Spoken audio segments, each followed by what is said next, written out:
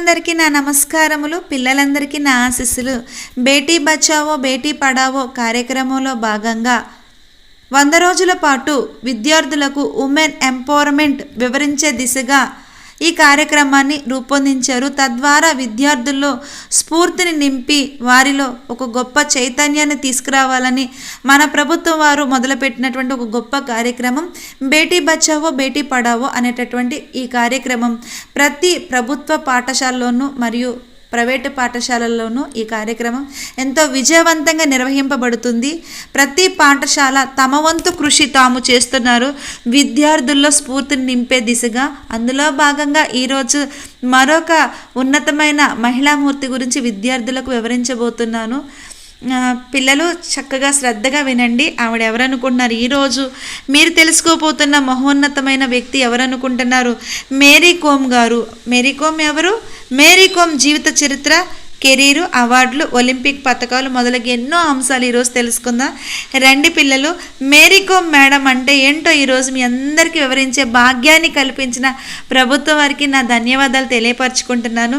అదేవిధంగా మా HM madam గారికి కూడా నా కృతజ్ఞతలు తెలియపరచుకుంటున్నాను. ఎందుకంటే ఇటువంటి ఏ కార్యక్రమం వచ్చినా విద్యార్థులకు దగ్గరుండి ఈ కార్యక్రమాలు జరిగేలా చక్కగా చూసుకుంటారు మా మేడం. నిజంగా మేడం కూడా చాలా చాలా ధన్యవాదాలు ఇటువంటి అవకాశాన్ని ఇచ్చినందుకు. ఈరోజు పిల్లలకి మేరీ కోమ్ గారి గురించి వివరిస్తున్నాను. పిల్లలందరూ చక్కగా శ్రద్ధగా వినండి. మేరీ కోమ్ అని పిలువబడే చుంగ్ని జాంగ్ మేరీ కోమ్ మ్యాంగ్టే ఒక భారతీయ ఔత్సాహిక బాక్సర్ మరియు ప్రపంచ అమెచ్యూర్ బాక్సింగ్ ఛాంపియన్షిప్లో 6 సార్లు విజేతగా నిలిచిన ఏకైక మహిళ మరియు మొదటి 7 ప్రపంచ ఛాంపియన్షిప్లలో ప్రతి దానిలోనూ పతకాన్ని గెలుచుకున్న ఏకైక మహిళా బాక్సర్. 2012లో సమ్మర్ ఒలింపిక్స్కు అర్హత సాధించిన ఏకైక భారతీయ మహిళా బాక్సర్. ఆమె కాంస్య పతకాన్ని గెలుచుకున్నారు. మ్యాగ్నిఫిసెంట్ మేరీ అనే ముద్దు పేరుతో 39 ఏళ్ల ఆమె రాజ్యసభలో పార్లమెంటు సభ్యురాలు కూడా. కోమ్ జంతు హక్కుల కార్యకర్త కూడా మరియు people for the ethical treatment of animals భారతదేశానికి మద్దతు ఇస్తుంది మరియు దేశంలోని వివిధ జంతు హక్కుల సమస్యలపై తన అభిప్రాయాన్ని తెలియచేస్తారు. ప్రియాంక చోప్రా నటించిన హిందీ బయోపిక్ చిత్రం మేరీ కోమ్ గారిదే. మేరీ కోమ్ 2014లో విడుదలయ్యింది. పిల్లలు మీరందరూ మీకు వీలైతే ఈ మూవీని ఖచ్చితంగా చూడండి. ఇటువంటి రియల్ స్టోరీస్ ఖచ్చితంగా చూడాలి. మొన్న సుధాచంద్రన్ మేడం గురించి వివరించేటప్పుడు కూడా మిమ్మల్ని మయూరి పిక్ చూడమని చెప్పాను. ఖచ్చితంగా చూడండి అమ్మా. ఇటువంటి మూవీస్ చూస్తే మనలో స్ఫూర్తి ఖచ్చితంగా కలుగుతుంది. జీవితం తొలి దశలో మేరీ కోమ్ గారి గురించి తెలుసుకుందాం. ఆమె జీవితం తొలి దశ భారతదేశంలోని గ్రామీణ మణిపూర్లోని చూరచాంద్పూర్ జిల్లాలోని మోయిరాంగ్ లంకాయ్ అనే గ్రామంలో కగతే గ్రామంలో జన్మించారు. కోమ్ తల్లిదండ్రులు మాంగ్టే టోన్ఫా కోమ్ మరియు మాంగ్టే అకమ్ కోమ్ జూమ్ పొలాల్లో పనిచేసేవారు మరియు నిరాడంబరమైన నేపథ్యం నుండి వచ్చారు. తన చిన్నతనంలో కోమ్ తరచుగా తన తల్లిదండ్రులకు పొలంలో సహాయం చేసేవారు. ఆమె 6వ తరగతి వరకు మోయిరాంగ్లోని లోక్తక్ క్రిస్టియన్ మోడల్ హై స్కూల్లో చదువుకున్నారు మరియు 8వ తరగతి వరకు మోయిరాంగ్లోని సెయింట్ జేవియర్ క్యాథలిక్ స్కూలుకు మారారు. తన ప్రారంభ పాఠశాల సంవత్సరాలలో కోమ్ అథ్లెటిక్స్, జావలిన్ మరియు రన్నింగ్పై మరింత ప్రత్యేక ఆసక్తి కనబరిచారు. కోమ్ 9 మరియు 10 తరగతులకు పాఠశాల విద్య కోసం ఇంపాల్లోని ఆదిం జాతి ఉన్నత పాఠశాలకు వెళ్లారు. అయితే ఆమె మెట్రికులేషన్ పరీక్షల్లో ఉత్తీర్ణత సాధించలేకపోయారు మరియు ఇంపాల్లోని national institute of open school నుండి పరీక్ష రాయడానికి వెళ్లారు మరియు మణిపూర్లోని చూర్చాంద్పూర్ కళాశాల నుండి పట్టభద్రురాలైనారు.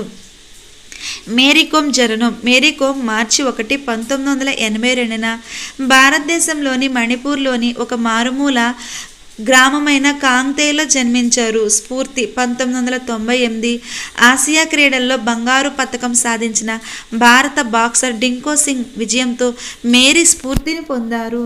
కష్టతరమైన బాల్యం. ఆమె ఎదుగుతున్నప్పుడు ఆర్థిక సవాళ్లను ఎదుర్కొన్నారు. కానీ కౌలు రైతు అయిన ఆమె తండ్రి ఆమెను క్రీడలపై ఆసక్తిని కొనసాగించమని ప్రోత్సహించారు. పోరాటం. కోమ్ చిన్నప్పటి నుండి పేదరికంతో పోరాడుతున్నట్లుగా చూశాడు. మల్లయోధుడి ఆహారాన్ని అనుసరించడం కూడా కష్టమైంది. అంటే బాక్సింగ్ చేసేటటువంటి వాళ్ళు తినే ఆహారం కొంచెం హెవీగా ఉంటుందమ్మా. ఆ ఫుడ్ని అందించడానికి వాళ్ళ నాన్న దగ్గర డబ్బులు లేక చాలా ఇబ్బంది పడేవారట. ఆమె తొలినాళ్లలో పాఠశాలకు వెళ్ళటంతో పాటు తమ్ములను కూడా చూసుకుంటూ తల్లిదండ్రులకు పొలాల్లో సాయం చేసేవారు. 1998 బ్యాంకాక్లో జరిగిన ఆసియా క్రీడల్లో బాక్సర్ డింకో సింగ్ బంగారు పతకాన్ని గెలుచుకున్నప్పుడు కోమ్ కూడా తన గ్రామంలోని ఇతర యువకుల మాదిరిగానే క్రీడల్లో పాల్గొనడానికి ప్రేరణ పొందారు. అయితే ఆమె బాక్సింగ్ కెరీర్ కోమ్కు అంత తేలికగా రాలేదు. కోమ్ తండ్రి స్వతహాగా మాజీ బాక్సర్ అయినప్పటికీ ఆమె క్రీడను కొనసాగించేందుకు అతను మొదట్లో మద్దతు ఇవ్వలేదు. ఆమె తన ముఖాన్ని గాయపరచగలదని అతను నమ్మాడు మరియు బాక్సింగ్ చాలా పురుష క్రీడగా అనిపించింది. ఈ మేరీ కోమ్ ఈ సినిమా మనం దీనికి సంబంధించి ఇంకొక సినిమా కూడా వచ్చిందమ్మా. అది సినిమా పేరు దంగల్ అనుకుంటా, నాకు మూవీ నేమ్ తెలీదు. అందులో కూడా ఆడపిల్లల్ని బాక్సింగ్ పంపించడానికి ఆ తండ్రి ఎక్కడ అనుమానించలేదమ్మా. ఆడపిల్లల్ని ఎలా బాక్సింగ్ పంపిస్తామని ఆ మూవీ కూడా చూడండి అమ్మా. అది కూడా రియల్ స్టోరీయే. అందులో కూడా బాక్సింగ్ అనేటటువంటి క్రీడ ఉంటుంది. అందులో కూడా ఆడపిల్లలే బాక్సింగ్కి వెళ్తారు. అక్కడ మామూలుగా అయితే కోచ్ వాళ్ళ నాన్నగారే ఉండేవారు. కానీ కొంచెం పై తరగతులకు వెళ్ళిన తర్వాత తన పెద్ద కూతురు కోచ్ మారటంతో ఆమె యొక్క ఆటలో కొన్ని మార్పులు వచ్చి ఆమె విజయాన్ని సాధించలేకపోతే మళ్ళా తన తండ్రి దొంగచాటుగా ఆమెకి కోచింగ్ ఇచ్చి విజయాన్ని సాధించేలాగా ఆమెని మారుస్తారనమాట. తండ్రే కోచ్గా మారితే మరి ఇంకా ఆ బిడ్డ యొక్క విజయాల్ని మనం ఊహించలేము. ఇక్కడ కూడా ఆయన కూడా క్రీడాకారుడే అయినప్పటికీ కొంచెం ఆలోచించారట. ఎందుకంటే ఆడపిల్ల ఇటువంటి బాక్సింగ్కి వెళ్ళటం వల్ల అది కరెక్టేనా, ఇది యాక్చువల్గా మగవాళ్ళు ఆడేటటువంటి ఆట ఆడపిల్లలు ఆడకూడదు కదా అని ఆలోచించినప్పటికీ కూడా కొంచెం వెనకడుగు వేసినా ఖచ్చితంగా ఆమెకు అండగా ఉండి ఆమెను బాక్సింగ్కి సిద్ధపరిచారు. ఫలితంగా కోమ్ రహస్యంగా శిక్షణ పొందుతుంది. బాక్సింగ్తో ఇంట్లో తన విధులను సమతుల్యం చేసుకోవడానికి తీవ్రంగా ప్రయత్నిస్తున్నారు. 2000 రాష్ట్ర ఛాంపియన్షిప్ను గెలుచుకున్నప్పుడు కోమ్ చిత్రం వార్తాపత్రికలో కనిపించినప్పుడు మాత్రం మేరీ కోమ్ మ్యాగ్నిఫిసెంట్ మేరీ అని కూడా పిలుస్తారు. ప్రఖ్యాత భారతీయ బాక్సర్ మరియు 6 సార్లు ప్రపంచ ఛాంపియన్. ఆమె విజయ ప్రయాణం అనేక పోరాటాలు మరియు సవాళ్లతో గుర్తించబడింది. బాక్సింగ్ లెజెండ్ కావడానికి ఆమె మార్గంలో ఆమె ఎదుర్కొన్న కొన్ని కీలక పోరాటాలు ఇక్కడ ఉన్నాయి. చూడండి అమ్మా, ముఖ్యంగా ఈ బేటీ బచావో బేటీ పడావో కార్యక్రమంలో ముఖ్యంగా లింగ వివక్షత అనేటటువంటి అంశాన్ని బాగా స్ట్రెస్ చేసి చెప్పారు. దానికి సంబంధించింది ఇక్కడ ఒక పాయింట్ వస్తుంది చూడండి అమ్మ. లింగ పక్షపాతం. మేరీకోమ్ ఎదుర్కొన్న ముఖ్యమైన సవాళ్ళలో లింగ పక్షపాతం ఒకటి. అంటే జెండర్ అమ్మ, మేలు ఫీమేలు. భారతదేశంలో ప్రపంచంలోని అనేక ప్రాంతాలలో వలె క్రీడలలో ముఖ్యంగా బాక్సింగ్ వంటి పోరాట క్రీడల్లో మహిళల భాగస్వామ్యాన్ని విస్తృతంగా ఆమోదించలేము. మేరీకోమ్ తన అభిరుచిని కొనసాగించడానికి సామాజిక నిబంధనలను ఉల్లంఘించవలసి వచ్చింది మరియు ఆమె కుటుంబం మరియు సంఘం యొక్క సందేహాలు అధిగమించవలసి వచ్చింది. కుటుంబం మరియు సమాజం పెట్టినటువంటి కట్టుబాట్లు, వీటి వల్ల ఏం ఉపయోగాలు ఉన్నాయమ్మా? ఆడపిల్లలు అయితే క్రీడలు ఆడకూడదా? వనరుల కొరత, అంటే ఆర్థిక ఇబ్బందులు. మేరీకోమ్ తన కెరీర్ ప్రారంభంలో దశలో సరైన శిక్షణ సౌకర్యాలు మరియు పరికరాలకు పరిమిత ప్రాప్యతను కలిగి ఉంది. నాణ్యమైన బాక్సింగ్ గేర్ మరియు స్పారింగ్ భాగస్వాముల కొరతతో సహా పరిమిత వనరులతో ఆమె తాత్కాలిక జిమ్లలో శిక్షణ పొందారు. అమ్మ, మనం ఎక్కడ కోచింగ్ తీసుకుంటున్నామా, ఎక్కడ శిక్షణ పొందుతామా అన్నది ముఖ్యం కాదు. ఎంత శ్రద్ధగా ఆ కోచింగ్ తీసుకుంటున్నామా, ఎంత భక్తితో తీసుకుంటున్నామా అన్నది ముఖ్యం అమ్మ. ఎక్కడ నేర్చుకున్నామా, అది ప్రభుత్వ పాఠశాల ప్రైవేట్ పాఠశాల అన్నది ముఖ్యం కాదమ్మా. పాఠాలు చెప్పేటప్పుడు ఉపాధ్యాయుడి దగ్గర నుంచి నువ్వు ఎంత పొందుకుంటున్నావో అది ముఖ్యం అమ్మ. అంతేగాని నేను గవర్నమెంట్ స్కూల్లో చదువుతున్నాను, నాకు బాగా చదువు రాదేమో, ప్రైవేట్ స్కూల్లో చదివే పిల్లలకే బాగా చదువు వస్తుందేమో అన్న అపోహను తీసేయండి అర్రా. ముందు మీరు శ్రద్ధాభక్తులతో మేము నేర్పించేది కనుక మీరు నేర్చుకుంటే, అది ప్రభుత్వ పాఠశాల అయినా ప్రైవేటు పాఠశాల అయినా అది ఏదైనా కానివ్వండి, నువ్వు నేర్చుకుంటే ఒక ఉత్తమ విద్యార్థి ఒక చెడ్డ ఉపాధ్యాయుడి దగ్గర నుంచి ఎంతైనా నేర్చుకోగలడట. అదేవిధంగా ఒక చెడ్డ విద్యార్థి ఒక ఉత్తమ ఉపాధ్యాయుడి దగ్గర నుంచి ఏమీ నేర్చుకోలేడంట. ఇక్కడ ఎవరి పాత్ర కీలకంగా ఉంది? ఉపాధ్యాయుడు ఎలా ఉన్నా ఉండనివ్వండి, కానీ విద్యార్థి మాత్రం మంచిగానే ఉండాలి. అంటే మనం మనస్ఫూర్తిగా నేర్చుకోవాలనే కాంక్షతో అక్కడ కూర్చొని చెప్పేటటువంటి అంశాన్ని శ్రద్ధగా వింటే అమ్మా మనం ఏ పరిస్థితి ఎక్కడ ఉన్నాము అన్నది అనవసరం, ఎంత గొప్పవాళ్ళం అయ్యామన్నది ముఖ్యంగా మారద్ది. ఇక్కడ కూడా మేరీ కోమ్ గారు తన శిక్షణ నార్మల్ జిమ్స్లో, సాధారణ జిమ్ముల్లోనే ప్రాక్టీస్ అయ్యారంట. ఎందుకంటే డబ్బు కొరత వల్ల.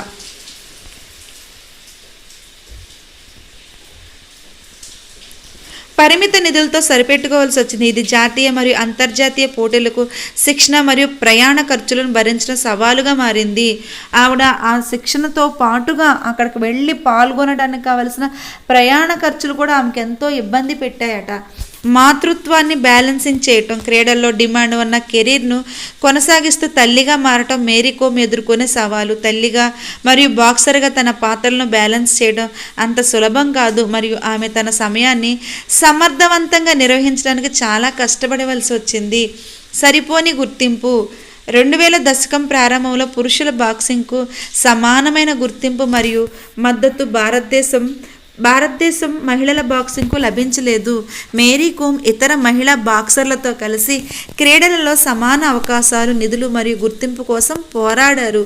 ప్రతిదీ పోరాడే సాధించుకుంటున్నామమ్మ మనం, గుర్తుపెట్టుకోండి. భాష అవరోధాలు అధిగమించడం. ఈశాన్య రాష్ట్రమైన మణిపూర్కు చెందిన క్రీడాకారిణిగా శిక్షణ కోసం మేరీ కోమ్ దేశ రాజధాని న్యూఢిల్లీకి వెళ్ళినప్పుడు భాషాపరమైన అడ్డంకులను ఎదుర్కొన్నారు. ప్రధానంగా హిందీ మాట్లాడే దేశంలో సమర్థవంతంగా కమ్యూనికేట్ చేయడానికి ఆమె హిందీ మరియు ఇంగ్లీష్ నేర్చుకోవాల్సి వచ్చింది. గాయం మరియు ఆరోగ్య సమస్యలు. చాలామంది అథ్లెట్ల మాదిరిగానే మేరీ కోమ్ తన కెరీర్లో గాయాలు మరియు ఆరోగ్య సమస్యలు ఎదుర్కొన్నారు. అయినప్పటికీ ఆమె సంకల్పం మరియు స్థితిస్థాపకత ఆమె కోలుకోవడానికి మరియు క్రీడల్లో రాణించడానికి సహాయపడింది. ఈ పోరాటాలు ఉన్నప్పటికీ మేరీ కోమ్ యొక్క అచంచలమైన అంకిత భావం, అసాధారణమైన ప్రతిభ మరియు ఆమె కలల కోసం కనికరం లేని అన్వేషణ ఆమెను భారతదేశంలో మరియు ప్రపంచవ్యాప్తంగా ఉన్న ఔత్సాహిక క్రీడాకారులకు, ముఖ్యంగా మహిళలకు స్ఫూర్తి మరియు సాధికారతకు చిహ్నంగా చేసింది. బాక్సింగ్లో ఆమె సాధించిన విజయాలు స్పోర్ట్స్ ఐకాన్గా ఆమె స్థాయిని పెంచడమే కాకుండా భారతదేశంలో మహిళల బాక్సింగ్కు గుర్తింపు మరియు అభివృద్ధికి మార్గం సుగమం చేశాయి. మేరీ కోమ్ కథ కష్టాలను ఎదుర్కొనే పట్టుదల మరియు సంకల్ప శక్తికి నిదర్శనంగా పనిచేస్తుంది. మేరీ కోమ్ బాక్సింగ్ కెరీర్ అనేక ప్రపంచ ఛాంపియన్షిప్ టైటిల్ మరియు ఒలింపిక్ పతకాలతో సహా అనేక విజయాలతో నిండి ఉంది. క్రీడ పట్ల ఆమెకున్న అంకిత భావం మరియు ఎక్సలెన్స్ కోసం ఆమె కనికరం లేని అన్వేషణ ఆమెను భారతదేశంలో ఇంటి పేరుగా మార్చాయి. కెరీర్. 2000 ఆమె రాష్ట్ర ఛాంపియన్షిప్ విజయం తర్వాత కోమ్ పశ్చిమ బెంగాల్లో జరిగిన 7వ ఈస్ట్ ఇండియా ఉమెన్స్ బాక్సింగ్ ఛాంపియన్షిప్లో స్వర్ణం గెలుచుకున్నారు. అప్పటి నుంచి కోమ్ను ఆపలేదు. ఆమె 2000 నుండి 2005 వరకు మొత్తం 5 జాతీయ ఛాంపియన్షిప్లను గెలుచుకున్నారు. అయితే కోమ్ 2005లో వివాహం చేసుకున్న తర్వాత పిల్లలను కనేందుకు మరియు కుటుంబ జీవితంపై దృష్టి పెట్టేందుకు క్రీడలకు విరామం ఇవ్వాలని నిర్ణయించుకున్నారు. ఆమె 2008లో భారతదేశంలో జరిగిన ఆసియా మహిళల బాక్సింగ్ ఛాంపియన్షిప్లో శక్తివంతమైన పునరాగమనం చేశారు. అక్కడ ఆమె చైనాలో జరిగిన IBA మహిళల ప్రపంచ బాక్సింగ్ ఛాంపియన్షిప్లో రజత పతకాన్ని గెలుచుకున్నారు మరియు బంగారు పతకాన్ని గెలుచుకొని రాబోయే సంవత్సరాల్లో అనేక అంతర్జాతీయ ఛాంపియన్షిప్లలో అనేక పతకాలు మరియు ప్రశంసల ద్వారా ఫలవంతమైన క్రీడాకారిణి బాక్సింగ్ మరియు శక్తిలో తన నైపుణ్యాన్ని పెంచుకోవడం కొనసాగించారు. ఆసియా ఇండోర్ గేమ్స్, ఆసియా మహిళల బాక్సింగ్ ఛాంపియన్షిప్, ఆసియా క్రీడల, కామన్వెల్త్ గేమ్స్ మరియు ఒలింపిక్స్ వంటి వివిధ బాక్సింగ్ ఈవెంట్లలో పాల్గొన్నారు. బాక్సింగ్ అరంగేట్రం. మేరీ కోమ్ తన బాక్సింగ్ కెరీర్ను మణిపూర్లోని స్థానిక మైతై చాను క్లబ్లో ప్రారంభించారు. బరువు కేటగిరీలు. ఆమె ఫ్లైవెయిట్ 48 to 51 కిలోల విభాగంలో పోటీ పడతారు. అంతర్జాతీయ అరంగేట్రం. మేరీ 2000లో మొదటి మహిళల ప్రపంచ బాక్సింగ్ ఛాంపియన్షిప్లో అంతర్జాతీయ అరంగేట్రం చేశారు. అక్కడ ఆమె రజత పథకాన్ని గెలుచుకున్నారు. ఒలింపిక్స్. ఆమె 2012 లండన్ ఒలింపిక్స్తో ప్రారంభించి పలు ఒలింపిక్స్లో భారతదేశానికి ప్రాతినిధ్యం వహించారు. ఆమె లండన్ ఒలింపిక్స్లో కాంస్య పతకాన్ని గెలుచుకున్నారు. ఒలింపిక్ పతకాన్ని గెలుచుకున్న మొదటి భారతీయ మహిళా బాక్సర్గా నిలిచారు. 2016 రియో ఒలింపిక్స్లోనూ పాల్గొన్నారు. ప్రపంచ ఛాంపియన్షిప్లు మేరీ కోమ్ ఏఐబిఏ ప్రపంచ బాక్సింగ్ ఛాంపియన్షిప్లో అనేక బంగారు పతకాలను గెలుచుకున్నారు. ప్రపంచంలోని అత్యంత విజయవంతమైన ఔత్సాహిక బాక్సర్లో ఒకరిగా తనను తాను స్థాపించుకున్నారు. కామన్వెల్త్ గేమ్స్లో ఆమె ఇతర అంతర్జాతీయ పోటీలలో కామన్వెల్త్ క్రీడల్లో బంగారు పతకాలు గెలుచుకున్నారు. ఆమె యొక్క బిరుదులు పద్మభూషణ్. ఆమె సాధించిన విజయాలకు గుర్తింపుగా ఆమెకు 2013లో భారతదేశ అత్యున్నత పౌర పురస్కారాలు ఒకటైన పద్మభూషణ్ లభించింది. కుటుంబం భర్త మేరీ కోమ్ కరుంగ్ ఓంకోలర్ను వివాహం చేసుకున్నారు. ఈ దంపతులకు 3 కుమారులు మరియు 1 కుమార్తె ఉన్నారు. Supportive family. ఆమె బాక్సింగ్ కెరీర్కు ఆమె కుటుంబం అద్భుతమైన మద్దతునిస్తుంది మరియు ఆమె విజయానికి వారి ప్రోత్సాహం ఒక ముఖ్యమైన కారకంగా ఉంది. Olympic journey. 2012లో కోమ్ లండన్లో జరిగే 2012 ఒలింపిక్స్లో స్థానం కోసం పోటీ పడవలసి వచ్చింది. ఒలింపిక్ కార్యక్రమంలో మహిళల బాక్సింగ్ను జోడించడం ఇదే మొదటిసారి. ఇది క్రీడలలో మహిళల స్థానానికి చారిత్రాత్మక చర్యగా నిలిచింది. ఫలితంగా 3 మహిళల బరువు తరగతులు ప్రోగ్రాంకు జోడించబడ్డాయి. 48 to 51 కేజీలు, తేలికపాటి 56 to 60 కేజీలు మరియు మిడిల్ వెయిట్ 69 to 75 కేజీలు. దీంతో 46 to 48 కేటగిరీలో పోరాడుతున్న కోమ్ పోటీ చేసేందుకు 51 కేజీల కేటగిరీకి మారాల్సి వచ్చింది.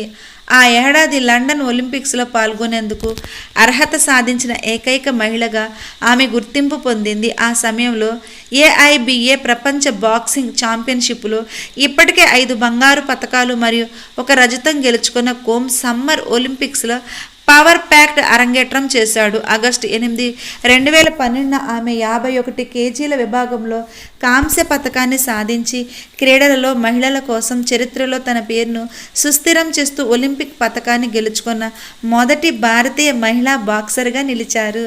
కోమ్ ఇటీవలే 2020 సమ్మర్ ఒలింపిక్స్లో పోటీ పడ్డారు. అక్కడ ఆమె తన చివరి మ్యాచ్లో రియో ఒలింపిక్స్ కాంస్య పతక విజేత కొలంబియన్ బాక్సర్ ఇంగ్రిడ్ వాలెన్సియాతో పోరాడారు. పతకాలు మరియు విజయాలు. తన కెరీర్ మొత్తంలో సూపర్ మామ్ అంతర్జాతీయ ప్రదేశంలో బాక్సింగ్ క్రీడ ద్వారా అనేక పతకాలు మరియు విజయాలు సాధించారు. వీటితో పాటు మేరీ కోమ్ 2002, ఆంటాలియా 2005, పొండాల్స్ 2006, New Delhi 2008, Ningbo city 2010, Bridgetown మరియు 2018 న్యూఢిల్లీ ప్రపంచ ఛాంపియన్షిప్ ఈవెంట్లలో బాక్సింగ్లో 6 సార్లు ప్రపంచ అమ్యాచూర్ బాక్సింగ్ ఛాంపియన్గా నిలిచిన మొదటి మహిళ. ఆమె 2021 లండన్ ఒలింపిక్స్లో కాంస్యం గెలుచుకున్నారు. భారతదేశంలోని మహిళా బాక్సర్లకు చరిత్ర సృష్టించారు. కోమ్ 2003, 2005, 2010 మరియు 2012లలో జరిగిన ఆసియా మహిళల ఛాంపియన్షిప్లలో 4 సార్లు విజేతగా నిలిచారు. ఆమె 2011లో ఆసియా కప్ మహిళల బాక్సింగ్ టోర్నమెంట్లో 48 కిలోల విభాగంలో బంగారు పతకాన్ని గెలుచుకున్నారు. ఆమె 2014లో జరిగిన ఆసియన్ గేమ్స్లో ఫ్లైవెయిట్ 51 కేజీల విభాగంలో బంగారు పతకంతో పాటు 2018 కామన్వెల్త్ గేమ్స్లో 48 కేజీల విభాగంలో బంగారు పతకాన్ని సాధించారు. 2018లో జరిగిన ఏఐబిఏ మహిళల ప్రపంచ ఛాంపియన్షిప్లో 6 ప్రపంచ టైటిల్ను గెలుచుకున్న మొదటి మహిళా బాక్సర్గా కోమ్ నిలిచారు. భారత ప్రభుత్వం ఇప్పటి వరకు ఆమెకు 2003లో అర్జున అవార్డును, 2006లో పద్మశ్రీ, 2009లో రాజీవ్ గాంధీ ఖేల్ రత్న, అలాగే 2013లో పద్మభూషణ్ మరియు 2020లో పద్మవిభూషణ్ అవార్డులు అందజేశారు. దేశంలో అత్యంత ప్రతిష్టాత్మకమైన పౌర పురస్కారాలు ఇవన్నీ. మేరీ కోమ్ ఎందుకు స్ఫూర్తితో తెలుసుకుందాం రండి పిల్లలు. తన కెరీర్ మొత్తంలో కోమ్ తన కిట్టీలో ఫస్ట్లో నిండిన కెరీర్తో కొంతవరకు పాత్ బ్రేకర్గా ఉంది. భారతదేశంలోని అనేక విభిన్న క్రీడల్లో అనేక మంది మహిళలకు ఆమెను స్ఫూర్తిగా చూపిస్తారు. ఆమెను ప్రత్యేకంగా నిలబెట్టేది ఇక్కడే ఉంది. పేదరికం మరియు అనేక సవాళ్లతో కూడిన పరిస్థితులతో పోరాడిన కోమ్ అనేక సామాజిక అడ్డంకులను అధిగమించడం ద్వారా బాక్సింగ్ పట్ల తన అభిరుచిని నెరవేర్చుకోవడంలో విజయం సాధించారు మరియు తరచూ గొప్ప దృఢ విశ్వాసంతో పోరాడారు. లింగ నిబంధనలకు వ్యతిరేకంగా నిలబడటం అంటే మాటలు కాదమ్మా. లింగ అంటే జెండర్, మేల్ ఆర్ ఫీమేల్. స్త్రీలు బాక్సర్లు కావాలనే ఆలోచనకు సమాజం, ఆమె కుటుంబంతో పాటు వ్యతిరేకత ఉన్న తరుణంలో ప్రధానంగా క్రీడలోని పురుషాధిక్య భావన కారణంగా కోమ్ అటువంటి లింగ నిబంధనల నుండి ఎదగడమే కాకుండా వాటిని అధిగమించి గొప్ప ఎత్తులకు చేరుకునేంత కఠినంగా వ్యవహరించారు. నమ్మకం మరియు విశ్వాసం ఒకటి కాదు. అనేక అసహన పరిస్థితులు ఉన్నప్పుడు వదులుకోవడానికి ఎక్కువ సమయం పట్టదు. కానీ కోమ్ ఎదుర్కొన్న ప్రతి సవాలుతో అలంకరించబడిన బాక్సర్ తనపై మరియు తన నైపుణ్యాలపై ఆమెకున్న నమ్మకంతో నిస్సంకోచంగా ఉండిపోయారు. కుటుంబంతో జీవితం కోసం మహిళలు తమ వృత్తిని వదులుకోవాలని ఆశించే సమాజంలో ఒకరిని వదలకుండా మరొకరిని పొందవచ్చని కోమ్ పదే పదే నిరూపించారు. ఒలింపిక్ బాక్సర్, 4 పిల్లలకు గర్వకారణమైన తల్లి వీరు మేరీ కోమ్ తర్వాత ఎలా అవుతారు? కష్టపడుట. విజయవంతమైన బాక్సర్గా కోమ్ కెరీర్లో కృషి చాలా పెద్ద పాత్ర పోషించిందనటంలో సందేహమే లేదు. వివాహానికి ముందు మరియు తర్వాత ఇంట్లో విధులు ఉన్నప్పటికీ ఆమె తన శిక్షణలో కష్టపడి పనిచేయటం కొనసాగించారు మరియు ఫలితాలు మాత్రమే ఆకట్టుకున్నాయి. వివాహం మరియు పిల్లల తర్వాత బాక్సింగ్ రింగుకు తిరిగి వచ్చిన లేదా తన తల్లిదండ్రుల కోరికలకు వ్యతిరేకంగా కఠినంగా నిలబడిన కోమ్ ఎల్లప్పుడూ తన లక్ష్యం పట్ల పట్టుదలతో ఉన్నారు. ఏదైనా కళ నెరవేర్చుకోవడానికి అత్యంత ముఖ్యమైన వాటిలో ఒకటి శిక్షణ. బాక్సింగ్ క్రీడలో కోమ్ సహజంగా పరిగణించబడుతున్నప్పటికీ ఆమె మరింత మెరుగ్గా మారడానికి శిక్షణను వదులుకోలేదు. ఆమె చిన్నతనంలో మరియు చాలా వనరులు లేకపోయినా క్రీడాకారిణిగా ఆమె ప్రయాణాన్ని మరింత దృఢంగా మార్చుకున్నారు. చాలా ఇంటి పనులతో పాటు శిక్షణ పొందారు. ఇటీవల పద్మభూషణ్ ప్రదానం చేసిన లేదా కోమ్ సగర్వంగా సాధించిన పతకాల సంఖ్య అయిన భారతీయ బాక్సర్ తన అభిరుచికి 1 కంటే ఎక్కువ మార్గాల్లో మాత్రమే కట్టుబడి ఉన్నారు.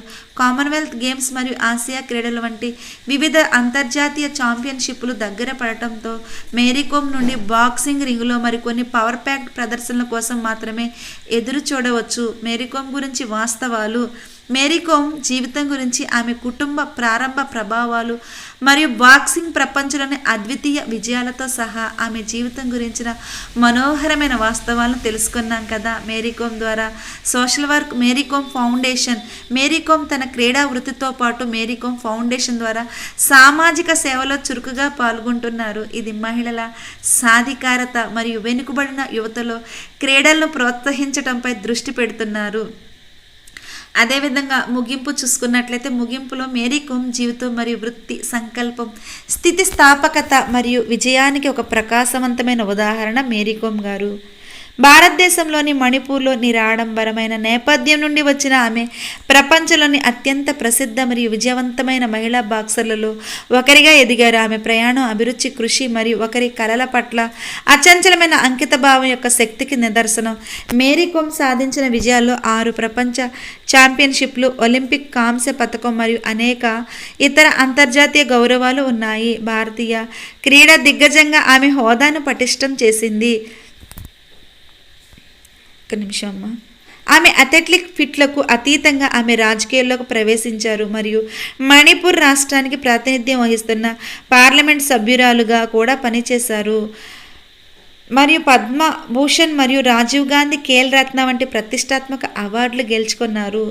ఆమె ప్రయాణం ఔత్సాహిక క్రీడాకారులకే కాకుండా అన్ని వర్గాల వ్యక్తులకు స్ఫూర్తిదాయకం. అభిరుచి మరియు శ్రేష్టత కోసం కనికరం లేని అన్వేషణతో నడపబడినప్పుడు ఏ కళ కూడా పెద్దది కాదని మరియు ఏ అడ్డంకి కూడా చాలా సవాలుగా ఉండదని మేరీ కోమ్ కథ నిరూపిస్తుంది. మేరీ కోమ్ వారసత్వం బాక్సింగ్ రింగుకు మించి విస్తరించింది. ఆమె సాధికారత మరియు స్థితిస్థాపకతకు చిహ్నం మరియు ఆమె జీవిత కథ రాబోయే తరాలకు స్ఫూర్తినిస్తుంది అని అందరూ భావిద్దాం.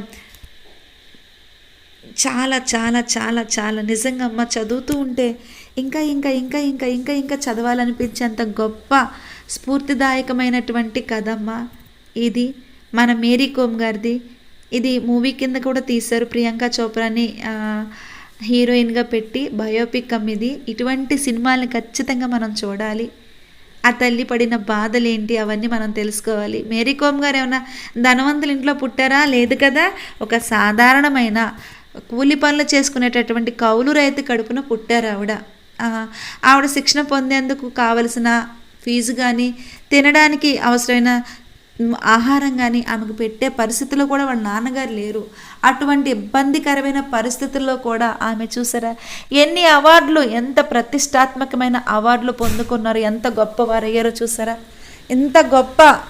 ఇంత గొప్ప వ్యక్తి గురించి వివరించే అవకాశాన్ని కల్పించిన ప్రభుత్వం వారికి నా ధన్యవాదాలు తెలియపరచుకుంటున్నాను. అదేవిధంగా ఎంతో శ్రద్ధాభక్తులతో వింటున్న విద్యార్థులందరికీ నా ఆశీస్సులు అందిస్తున్నాను. నిజంగా అమ్మ ఇంత ఇంత ఇంత ఇంత గొప్ప వ్యక్తుల గురించి తెలియపరిచే అవకాశం కలిగినందుకు నేను చాలా ఆనందిస్తున్నానమ్మా. తద్వారా విద్యార్థులందరూ స్ఫూర్తిని పొందుకుంటారని నా మనస్ఫూర్తిగా ఆకాంక్షిస్తున్నాను.